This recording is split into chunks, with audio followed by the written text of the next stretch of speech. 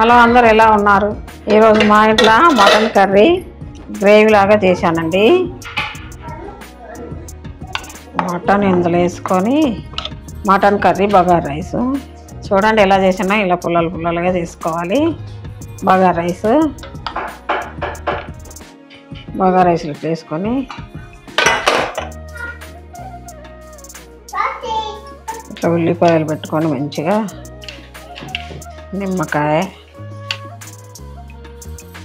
నిమ్మరసం ఇలా వండుకొని తింటే ఉంటుంది, బాగా టేస్ట్గా ఉంటుందండి.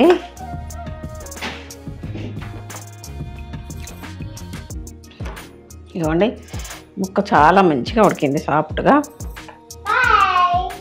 చాలా అంటే చాలా టేస్ట్గా ఉందండి. మా ఇంట్లో బగారా రైస్ మటన్ కర్రీ అండి. మీ ఇంట్లో ఏం చేసుకున్నారు అది మాకు కామెంట్ బాక్స్లో చెప్పండి. బాయ్.